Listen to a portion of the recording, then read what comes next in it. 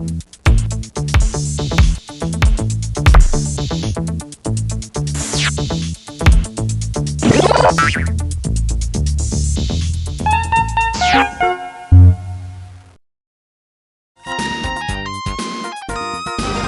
বাস, এমন সুন্দর প্রাসাদ! এখানে শুধু শুধু সময় নষ্ট না করে যাই ভেতরে গিয়ে দেখি।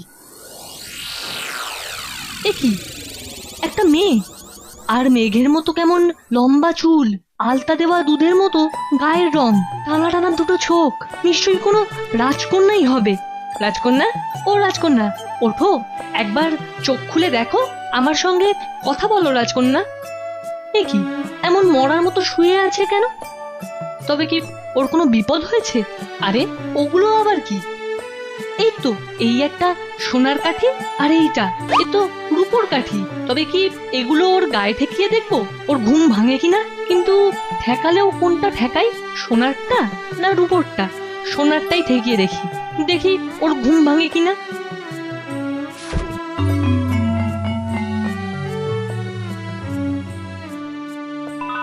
কি, তুমি কে? তুমি কোত্থেকে এলে? আমায় তুমি চিনবে না, আমি চম্পক দল। না না, তুমি যেই হও, যদি বাঁচতে চাও এখান থেকে এক্ষুনি পালাও। তুমি, ওরা যে তোমায় মেরে ফেলবে। তবে যাওয়ার আগে একবার ওই রূপোর কাঠি, মানে মরণ কাঠিটা একবার ছুঁয়ে দিয়ে যাও। ওটা ঠেকালেই আমি মরার মতো হয়ে যাব। নাও নাও, আর দেরি করো না।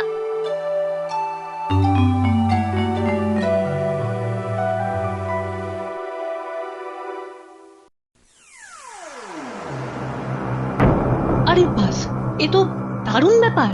সন্ধ্যা হতে সব যে যেদিক থেকে পারে এসে জড়ো হচ্ছে। আরে ওদের মধ্যে আবার ওই বুড়ি রাক্ষসীটা কি করছে? না না, কি যেন বলছে ওদের। তোদের খালি নিজেদের চিন্তা, বলি খাই খাই করা। এদিকে এই মেয়েটা খবর কেউ রাখে না। মেয়েটাকে নিয়ে যে আমি কে করি। আমরা তো তোমার চিন্তা এক্ষুনি দূর করে দিতে পারি। হ্যাঁ হ্যাঁ, যেমন করে আমরা ওই 700 রাক্ষস মিলে মহারাজ মহারানী, মানে ওর বাবা মা আর ওর সব ভাই বোন আর এদেশের সমস্ত প্রজাকে খেয়ে ফেলেছি, তেমনি ওকেও সাবড়ে দিই। ওকে মারার কথা মুখেও আনবে না। এখন যা সব এখান থেকে। আমি ওই জীবন কাছে ছুঁয়ে দেখি মেয়েটাকে ঘুম থেকে তুলি।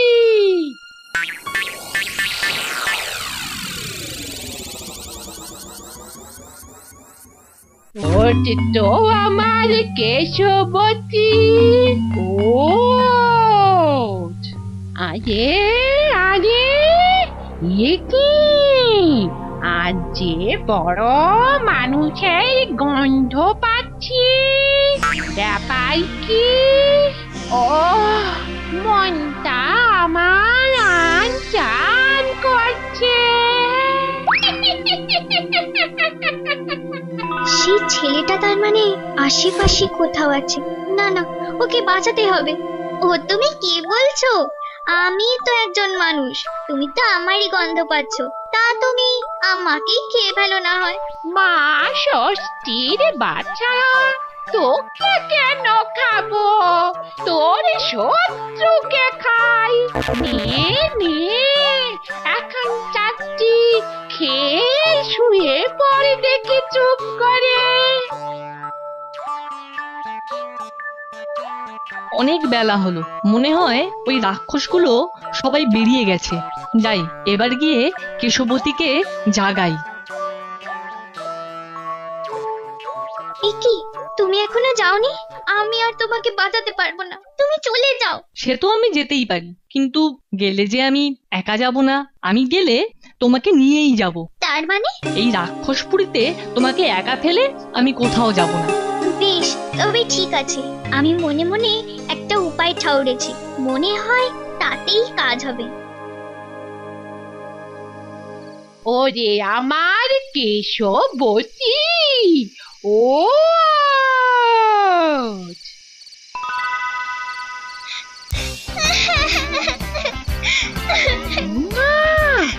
এ কি রে মেয়ে, তুই কাঁদছিস কেন? কি হয়েছে তোর?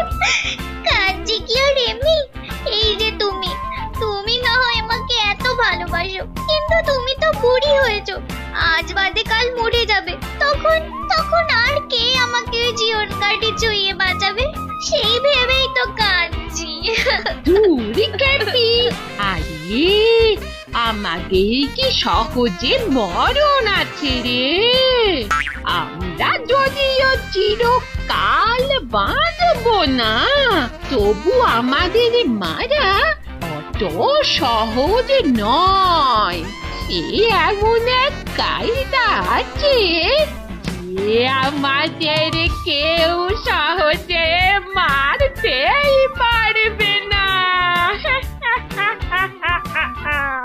শুন তবে, ওই যে সামনে পুকুরটা আছে, ওই পুকুরের মাঝখানে খুব গভীর জলে একটা ফটিকের স্তম্ভ আছে। সেই স্তম্ভের মাথায় আছে দুটো ভোমরা। যদি কেউ এক ডুবে এক নিঃশ্বাসে সেই ভোমরা দুটোকে নিয়ে পারে উঠে ওদের মেরে ফেলতে পারে, তাহলে আমরা 700 রাক্ষসী একসাথে মরবো।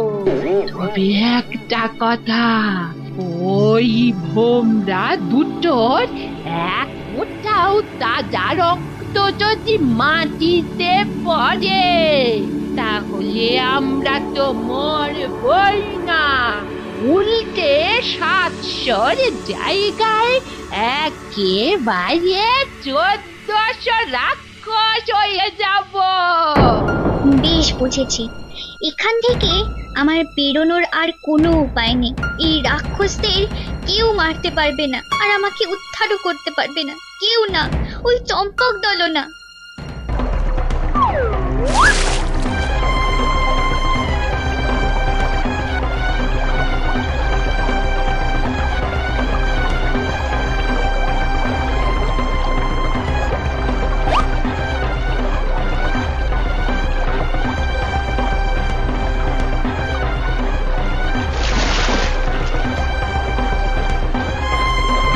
এইবার এই ধারালো ছুরি দিয়ে আমি এই ভোমরা দুটোর গলা দিলাম কেটে, আর রাক্ষসদের নোটে গাছটা দিলাম মুড়িয়ে। সাবধান সাবধান, ওই দেখো ওদের শরীর থেকে টাটকা রক্ত পড়ছে, ওগুলো মাটিতে পড়লেই বিপদ। সেই জন্যই তো ওই ছাই এনে রাখতে বলেছিলাম। দেখো, রক্ত ওই ছাইয়ের উপরেই পড়েছে। ও কি, ও কিসের চিৎকার? আমার কানেতে তালা লেগে যাচ্ছে। মরে গেলুম রে, বুকটা ফেটে যাচ্ছে। মরে গেলুম রে, বুকটা ফেটে যাচ্ছে। ও যেন এক কোপে ধরটা মুন্ডু থেকে খুলে দিল। বাঁচাও, বাঁচাও। এত কিছু নিয়ে এলে আর সেই আসল জিনিসটাই আনতে ভুলে গেলে। আবার কি কি আনতে ভুলে গেলাম? এবার দুটো মালা গেঁথে নিয়ে এসো, এখানেই মালা বদলটা সেরে ফেলি। তোমার মনে এই ছিল? এ আর আমি বুঝবো কি করে? তোমার সবটাই খালি দুষ্টুমি। তুমি যা শুরু করেছো তাতে মনে হয় আজ সারা দিনটা ওই তোমার চুল ভেজাতেই লেগে যাবে। অমন গোড়ালি থেকে চুলের ডগা ভেজাও তো গোড়া শুকনো হয়ে যায়, আর গোড়া ভেজাও তো ডগা শুকিয়ে খটখট করে। তুমি অমনি করে আমার চুলেতে নজর দেবে না, এই আমার কত স্বাদের চুল। দিলে দিলে তো চুলটা ছেড়ে।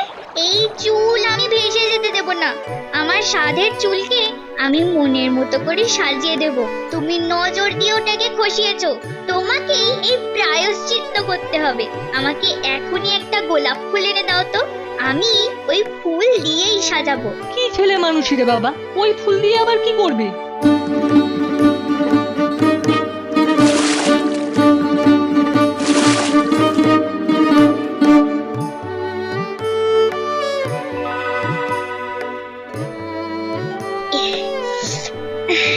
এই নিয়ে আমার স্বাদের চুল, তোকে আমি ভাসিয়ে দিলাম নদীর জলে। যা, এবার দেশ বিদেশ ঘুরে ঘুরে নিজের মতো ভেসে ভেসে যা।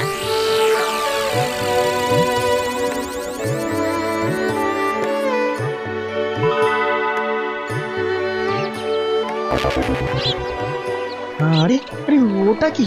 এ তো ভারী অদ্ভুত। হ্যাঁ, এই এত বড় চুল, তার উপর আবার চুলের ডগায় ফুল মাথা। দেখি দেখি, চুলটা তুলে দেখি। একবার মাপটা নিয়ে দেখি তো। এই 1 2, আরে বাবা, এ তো পুরো 3 হাত। জামাইয়ের আজ কদিন ধরে মুখটা ভার, রাতে চোখের পাতা বোঝে না। আমার জামাই যেন কোনো কিছুতেই শান্তি পাচ্ছে না। ওই লম্বা চুল কার সেটা ওকে জানতেই হবে। আমি বেশ স্পষ্ট দেখতে পাচ্ছি, এই ব্যাপারটা নিয়ে ঘাঁটলে বেশ ভালোই পাক হবে। আপনার কষ্ট আমি আর চোখেতে দেখতে পারি না, তবে আমায় যে কয়েকটা জিনিস জোগাড় করে দিতে হবে। সে তুই যা বলবি তাই দেব, কিন্তু কিন্তু তুই শুধু আমাকে এই বিপদ থেকে উদ্ধার করে দে। নদী ধরে যেতে হবে ঘাটে ঘাটে, তাই হিজল কাঠের নৌকো না হলে যে কোথাও যাওয়াই যাবে না। আর নৌকো চালাতে গেলে তো মন পাবনের দাঁড়ও লাগবে এক জোড়া।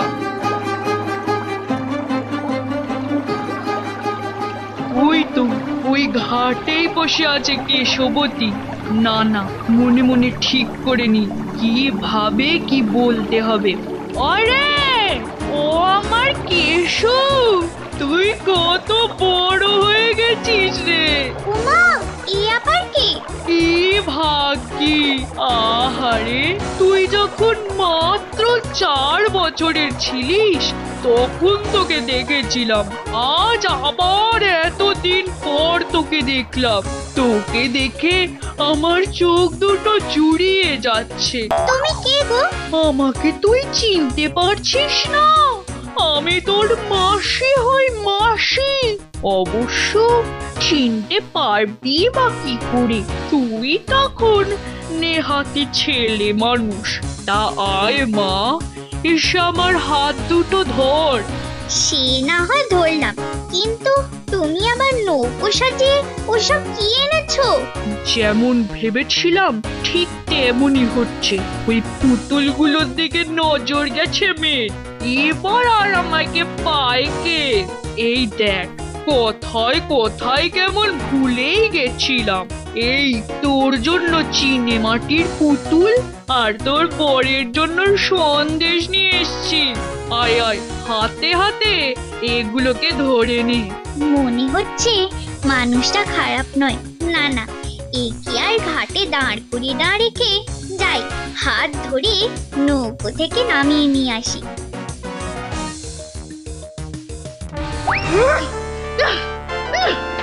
আরে আরে, একে ছাড় আমায়। এ কি হচ্ছে? ছাড়ো আমায়। কোথায় নিয়ে যাবে আমায়? ছেড়ে দাও আমাকে, তুমি ছেড়ে দাও। চল, এখন আর কি কি কপালে আছে সেটা দেখ। আরে এ কি, কেশবতী কোথায় গেল? তবে কি ঘাটের থেকে এখনো ফেরেনি?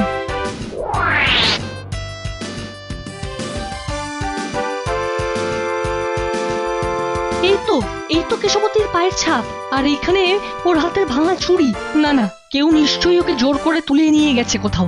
তবে কি এ আবার কোনো রাক্ষসের কাজ?